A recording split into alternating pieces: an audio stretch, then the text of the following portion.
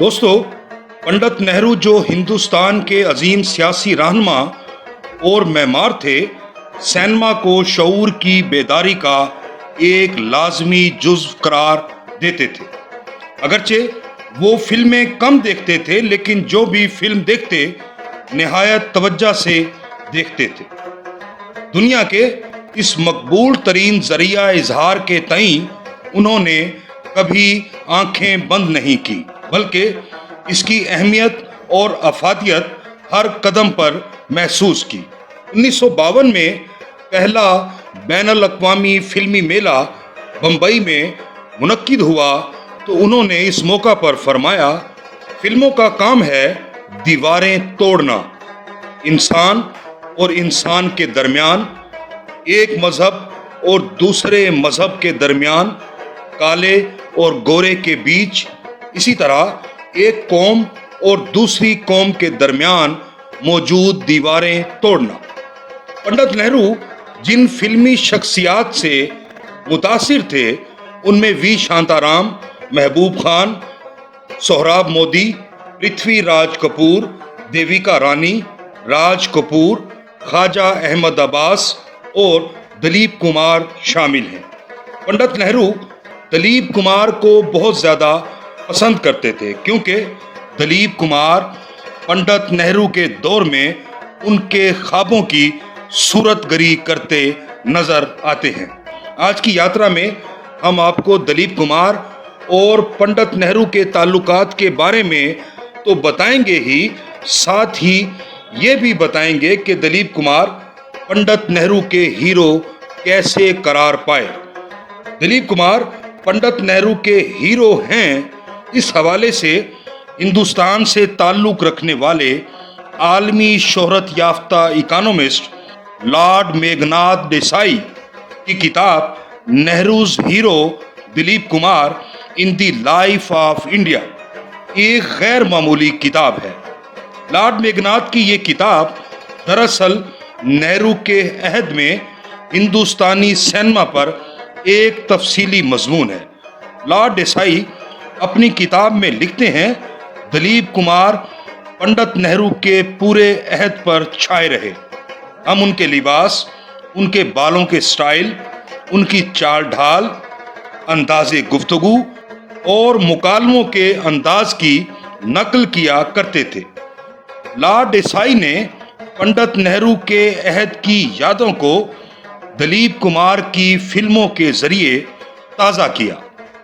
Lord Meghnath Desai, जो London school of economics के director रहे हैं, कहते हैं 1950 के आसपास जब हिंदुस्तान बदल रहा था, ये नेहरू का हिंदुस्तान था जो अक़वामे आलम में अपनी तकदीर पर नाज़ा था, और दिलीप कुमार इस फ़ख्र का मजहर थे कि किस तरह नेहरूवाद लोग अपने आप को हसास, मजबूत, पुरजोश और एक रोल मॉडल बनाएं।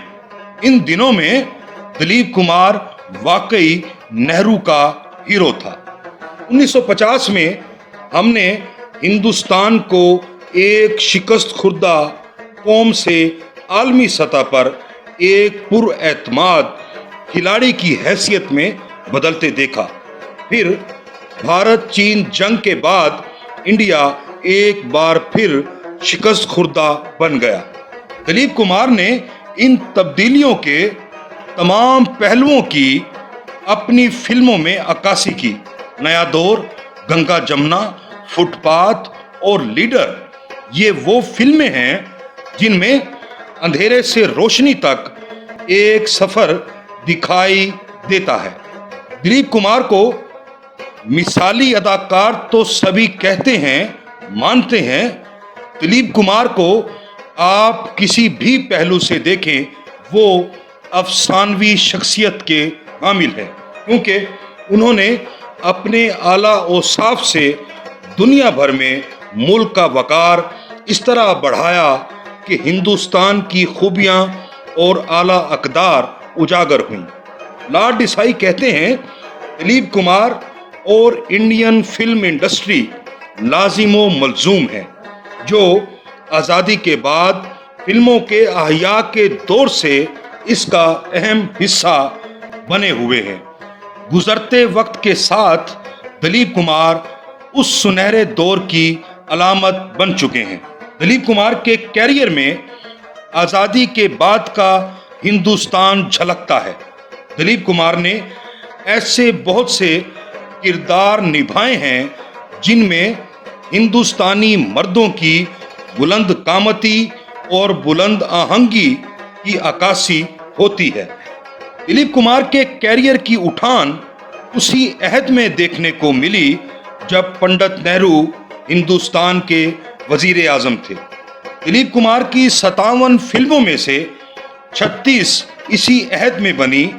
इसी दौर में दिलीप कुमार ने मुतअद्दिद ऐसे यादगार और मकबूल आम किरदार निभाए जिनमें उस अहद की असूल पसंदी, आइडियलिज्म और पुरउम्मीदी की झलक मिलती है। पंडित नेहरू ने एक बार बिहार के सैलाब ज़दगान के लिए फंड रेजिंग तकरीब की सदारत की, जो फिल्म इंडस्ट्री के लोगों ने मुनक्किद की थी। इस तकरीब में दिलीप कुमार ने भी तकरीर की, जो फंड रेजिंग मुहिम के बुनियादी मुहर्रिक थे। दिलीप कुमार की तकरीर पंडित नेहरू ने बहुत ज़्यादा पसंद की और दिलीप कुमार को सराहते हुए कहा, मुल्क को ऐसे ही हमदर्द और काम करने वाले नौजवानों की ज़रूरत है। दिलीप कुमार ने बिहार के मुसीबत ज़दा भाइयों के लिए जो कदम उठाया है, दूसरे लोगों को भी उसकी तकलीद करनी चाहिए।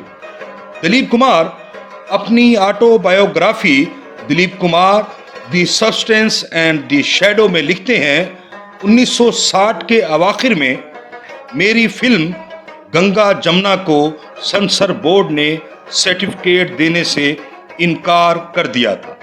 ये इनकार नाइंसाफ़ी पर मबनी था, क्योंकि जिस देश में गंगा बहती है, जिसे बोर्ड ने सर्टिफिकेट जारी कर दिया था, भी डाकुओं और डकैती के ही मौजू पर थी। इसमें भी तशद्दुद का अंसर पाया जाता था। मैंने डॉक्टर बी.वी. केसकर, जो उस वक्त मिनिस्टर थे, से अपील की, जिस पर उन्होंने कान ना धरे, क्योंकि इखलाक और तशद्दुद के हवाले से वो अपने ही ख्यालात के हामिल थे। उसने मेरी तोजी को ना सुना। मजबूरन मुझे पंडित जी से मुलाकात करना पड़ी और मैंने उनके सामने वो मौक़िफ़ इख्तियार किया जो ना सिर्फ मेरी फिल्म के हक़ में था, बल्कि उन तमाम फिल्मों के हक़ में भी था जो सेंसर बोर्ड ने इन्हीं वजूहात की बिना पर पास ना की थी। पंडित जी मेरे दलाइल से मुतासिर हुए और उन्होंने गंगा जमुना पर नजर सानी के अहकामात जारी कर दिए। 1962 में दिलीप कुमार और पंडित नेहरू के दरमियान एक बार फिर राब्ता हुआ। दिलीप साहब अपनी बायोग्राफी में लिखते हैं, लोकसभा के एक उम्मीदवार के लिए मैंने पहली मर्तबा 1962 में उस वक्त इलेक्शन मुहिम चलाई जब वजीर आज़म पंडित जवाहरलाल नेहरू ने फ़ोन पर दिल्ली से मेरे साथ बात की और मुझसे पूछा, क्या मैं थोड़ा सा वक्त निकालकर कांग्रेस के दफ्तर वाक़े बम्बई का दौरा करके कृष्णा मेनन से मुलाकात कर सकता हूं, जो नॉर्थ बम्बई से इलेक्शन में हिस्सा ले रहा था। मैंने फिलफोर पंडित जी के हुक्म की तामील की, क्योंकि मैं उनकी उसी तरह इज्जत करता था जिस तरह मैं अपने आगा जान की करता था। पंडित जी कृष्णा मेनन को पहले ही बता चुके थे कि दिलीप कुमार उर्दू तो रवानी से बोल ही सकता है, इसके अलावा उसे हिंदी और मराठी पर भी अबूर हासिल है। दरअसल पंडित जी किसी भी मौजू पर रवानी से बोलने की मेरी सलाहियत से उसी वक्त मुतासिर हुए थे जब मैं उनके पास गंगा जमुना के सिलसिले में गया था। दिलीप कुमार ने अपनी बायोग्राफी में मद्रास चेन्नई का एक वाकया लिखा है जो पंडित नेहरू की उनसे मोहब्बत को जाहिर करता है। दिलीप कुमार लिखते हैं, एक मौका पर जब हम मद्रास में पैगाम की शूटिंग कर रहे थे, वहां एक शाम ये खबर गर्दिश करने लगी कि पंडित नेहरू 1 या 2 दिन में पैगाम के सेट्स का दौरा करेंगे। पंडित जी के दौरा की खबर सुनकर वजंती माला की दादी अपनी और वजंती माला की पंडित जी से शनासाई की डींगे मारने लगी। खैर, उनकी आमद का दिन आन पहुंचा। जेमिनी स्टूडियो के मालिक SS वासन ने हमें बताया कि पंडित जी का इस्तकबाल कैसे किया जाएगा। वो चाहते थे कि मैं इस्तकबालिया कतार की सरबराही करूं, लेकिन मैंने उन्हें बताया, पंडित जी वजंती माला को अच्छी तरह से जानते हैं, इसलिए उसे मेरी जगह कतार की सरबराही करना चाहिए। सो मैंने कतार के आखिर में अपनी जगह संभाल ली। पंडित जी मुकर्ररा वक्त पर पहुंच गए। वासन साहब उनके साथ खड़े थे और मेरा ख्याल है कि वो इंतजार कर रहे थे कि पंडित जी वजंती माला से नमस्ते करेंगे, क्योंकि वो उनकी आंखों के ऐन सामने थी। अचानक पंडित जी की मतलाशी आंखों को मेरी एक झलक दिखाई दी। मैं कतार के आखिरी सिरे पर दूर खड़ा था। पंडित जी तेज तेज कदमों से चलते हुए और ये कहते हुए मेरी जानिब बढ़ने लगे, मैंने सुना था तुम यहाँ पर मौजूद हो और इसीलिए मैंने यहाँ आने का फैसला किया। वासन साहब तेजी से उनके पीछे भागे, लेकिन पंडित जी वहाँ पहुँच चुके थे जहाँ मैं खड़ा था। उन्होंने हाथ फैलाकर बड़ी मोहब्बत से मुझे गले लगाया। उन्होंने मुझे जो इज्जत बख्शी, मैं हरगिज इसके लिए तैयार ना था। एक हीरो की इज्जत अफजाई कैसे की जाती है, ये पंडित नेहरू से ज्यादा कौन जान सकता था। पंडित नेहरू ने दिलीप कुमार की इस फिल्म के बाद शायद ही फिर किसी फिल्म के सेट्स का दौरा किया हो। दोस्तों, ये थी हमारी आज की यात्रा। अगर आपको हमारी ये यात्रा पसंद आए तो अपने दोस्तों से भी शेयर कीजिए और हमारा चैनल भी ज़रूर सब्सक्राइब कीजिए।